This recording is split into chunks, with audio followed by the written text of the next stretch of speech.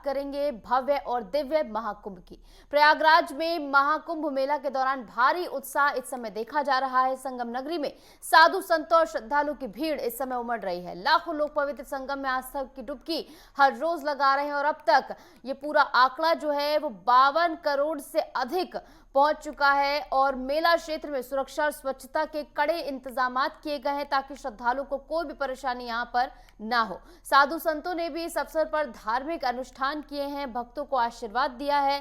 प्रशासन द्वारा मेले के दौरान यातायात और स्वास्थ्य व्यवस्थाओं पर विशेष ध्यान दिया जा रहा है और कुल मिलाकर यहां पर धरातल पर जो तैयारियां की गई थी वो कहीं ना कहीं सफल साबित हो रही है। और जो ये तस्वीरें वहां से सामने आ रही है, यानी महाकुंभ से जो लगातार तस्वीरें सामने आ रही है वो अपने आप में बेहद अद्भुत है, दिव्य है, भव्य है, क्योंकि करोड़ों लोग जब एक साथ आस्था की डुबकी लगाते हुए आपको नजर आते हैं तो वो नजारा अपने आप में बेहद भव्य और दिव्य हो जाता है। जो भक्ति का भाव यहाँ पर तमाम श्रद्धालुओं की आंखों में देखने को मिल रहा है वो भी बहुत ज्यादा भव्य है और एक अनोखा अनुभव जिसको महसूस करने के लिए लोग देश ही नहीं बल्कि विदेश से भी यहाँ पर पहुँच रहे हैं और अद्भुत अलौकिक 144 साल बाद बने इस संयोग में यानी भव्य और दिव्य महाकुंभ में शामिल होने के लिए पहुंच रहे हैं। और कई लोगों के लिए जीवन भर का भी अनुभव रहेगा जिसे वो शायद ही कभी भुला पाएं, क्योंकि जो विदेशी लोग यहाँ पर पहुंच रहे हैं उनकी ओर से लगातार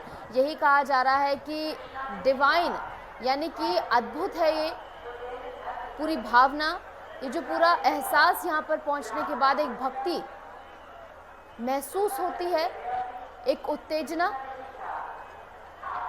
जिसके चलते लोग लगातार यहाँ पर पहुंच रहे हैं, आस्था की डुबकी लगाते हुए नजर आ रहे हैं। तमाम घाटों पर, चाहे वो अरेल घाट हो या फिर त्रिवेणी घाट हो, तमाम घाटों पर यहाँ पर पुख्ता इंतजाम किए गए, बैरिकेड्स लगाए गए, तटरक्षक तैनात किए गए हैं। 2500 सीसीटीवी कैमरेस के जरिए एक तरह से पूरे इस मेला क्षेत्र को छावनी में तब्दील कर दिया गया है। लगातार हर एक पहलू पर जो है कड़ी नजर जो है प्रशासन की बनी हुई है। और इस बीच हमारे साथ हमारे संवाददाता राघवेंद्र मिश्रा जुड़ गए हैं ज्यादा जानकारी के साथ। राघवेंद्र, देखिए पूरा आंकड़ा जो है वो 52 करोड़ के अधिक अब पहुंच गया, यानी अब लगातार जो है आंकड़ा दिन प्रतिदिन बढ़ता जा रहा है। 45 करोड़ का अनुमान था लेकिन अब ये आंकड़ा जो है वो उम्मीद से बढ़कर देखने को मिल रहा है। लेकिन इतने बड़े आयोजन में प्रशासन के लिए हर दिन क्या कुछ बड़ी चुनौतियां देखने को मिल रही है और महाशिवरात्रि को लेकर क्या कुछ तैयारियां फिलहाल की जा रही है, क्योंकि पहले से ही यहाँ पर पुख्ता इंतजाम करना बहुत ज्यादा जरूरी है, क्योंकि पहले जो घाट जो स्नान हुए हैं, अब तक महास्नान हुए हैं, तब भी हमने देखा है कि उम्मीद से ज्यादा श्रद्धालु यहाँ पर आस्था की डुबकी लगाते हुए नजर आए हैं। प्रथम मैं आंकड़ों की बात कर लूं तो कल 54 करोड़ 31 लाख श्रद्धालुओं ने पुण्य की डुबकी लगाई है। हालांकि प्रशासन का जो भी अनुमान था कि 26 फरवरी तक 40 से 45 करोड़ श्रद्धालु संगम में डुबकी लगाएंगे, तो सारे अनुमान धरे के धरे रह गए, सारे आंकड़े ध्वस्त हो रहे हैं, क्योंकि लगातार श्रद्धालुओं को जिस प्रकार से भीड़ उमड़ रही है, आस्था की जो डुबकी लोग लगा रहे हैं संगम नौज पर, त्रिवेणी तट पर, वीवीआईपी घाट पर, अरेल घाट पर, समझ जो भी 44 घाट बनाए गए हैं पूरे 12 किलोमीटर क्षेत्र में, लगातार श्रद्धालुओं का आगमन संगम नगरी में हो रहा है। तो सर्वप्रथम जो आंकड़े कल तक आए हैं 54 करोड़ 31 लाख का आंकड़ा कल श्रद्धालुओं ने जो है डुबकी लगाई और आज 55 करोड़ का आंकड़ा शाम तक पार हो जाएगा। तो ये देखा जा रहा है कि जिस प्रकार से श्रद्धालुओं के अंदर एक होड़ है पुण्य की डुबकी लगाने की, संगम में स्नान करने की, महाकुंभ को लेकर जिस प्रकार से उत्साह और उमंग उनके अंदर है वो अद्भुत है। एक विहंगम दृश्य संगम नौज का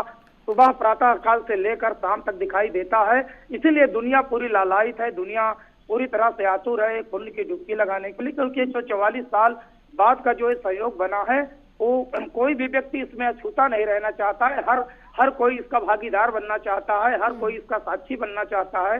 इसीलिए सुबह से ही श्रद्धालुओं की भीड़ लगातार बढ़ रही है। और प्रशासन की सुविधाओं की अगर बात किया जाए तो प्रशासन ने पूरी सुविधाएं संगम नगरी में की है, चाहे वो आने जाने के मार्ग हो अथवा यातायात प्रबंधन हो या भीड़ प्रबंधन हो, चाहे रेलवे स्टेशन हो, चाहे बस अड्डे हो, वहां पर भीड़ प्रबंधन के लिए काफी इंतजाम किए गए हैं। और ये देखा जा रहा है कि जैसे माघ समाप्त हुआ था 12 फरवरी को, माघ मास का समापन के पश्चात ये प्रशासन ने अनुमान लगाया था कि श्रद्धालुओं की संख्या में थोड़ा सा कमी आएगी और जो हमारे प्रबंध हैं वो पूरी तरह से सुव्यवस्थित ढंग से चलेंगे, किंतु उनका जो अनुमान जो है श्रद्धालुओं की आस्था के आगे फीका पड़ गया।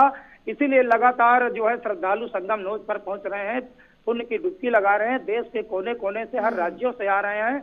तो अगर देखा जाए तो सर्वप्रथम जब 13 जनवरी से पौष पूर्णिमा से महाकुंभ का महाआगाज हुआ था और ये समापन का समय चल रहा है, समापन की ओर महाकुंभ है, किंतु ये देखने को मिल रहा है कि समापन नहीं, जैसे आरंभ हुआ हो, जैसे अभी आरंभ चल रहा है महाकुंभ का, क्योंकि 1 करोड़ के ऊपर प्रतिदिन श्रद्धालु आस्था की डुबकी लगा रहे हैं। कल 1 करोड़ 35 लाख श्रद्धालुओं ने पुण्य की डुबकी लगाई देश के कोने कोने से।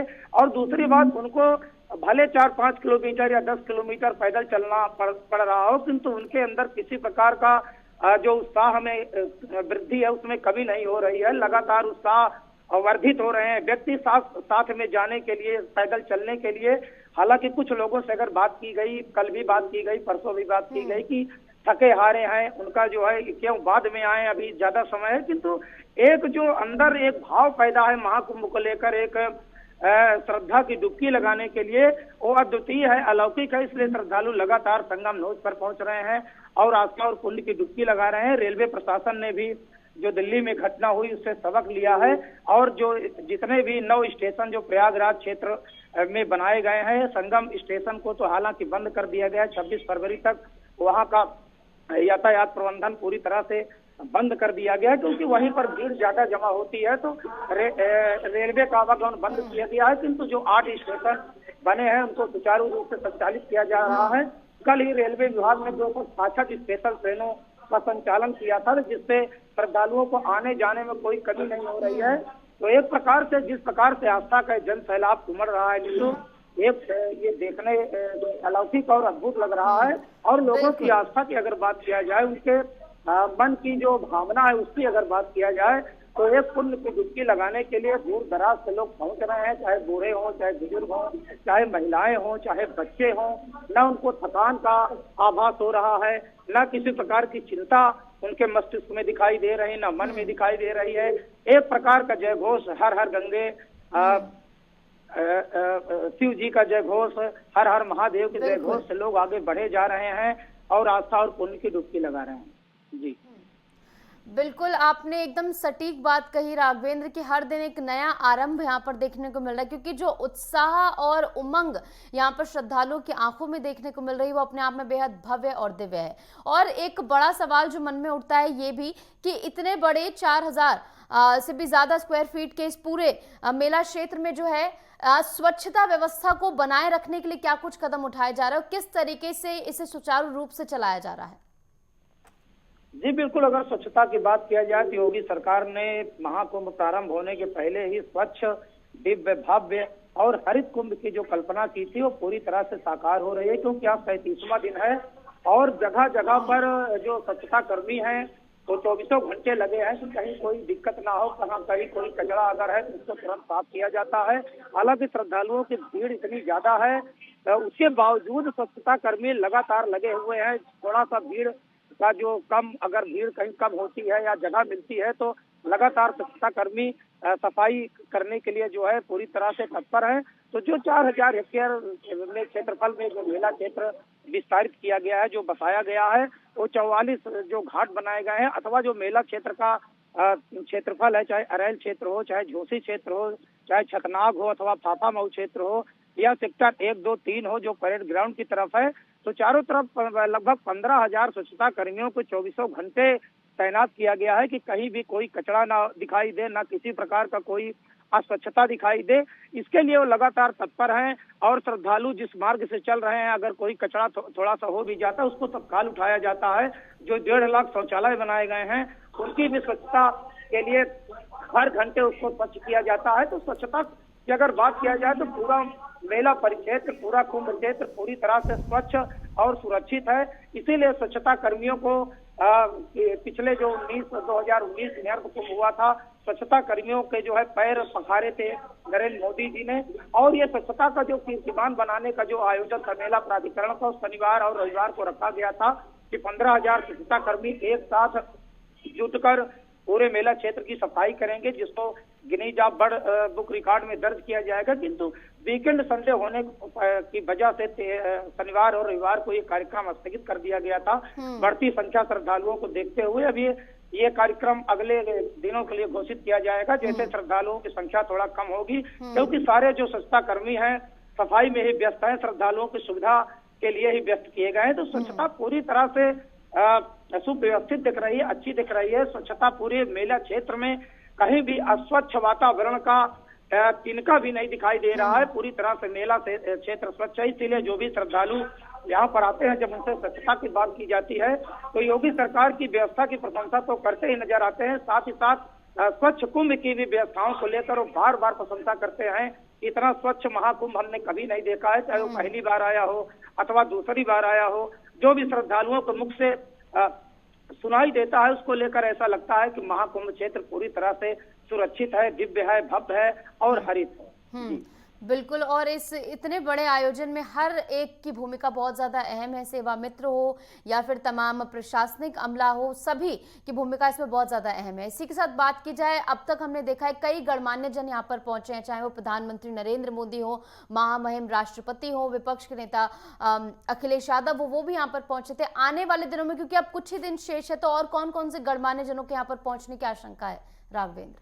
जी बिल्कुल, अगर गणमान्य नेताओं की बात किया जाए या गणमान्य व्यक्तियों की बात किया जाए तो संगम नगरी में लगातार वीवीआईपी प्रोटोकॉल के तहत जो है यहाँ पर लोग स्नान कर रहे हैं। किंतु ये देखा गया है कि जब श्रद्धालुओं की संख्या ज्यादा बढ़ जाती है तो लोग जो भी वीवीआईपी हो आम श्रद्धालु की तरह वो भी स्नान करते नजर आ रहे हैं।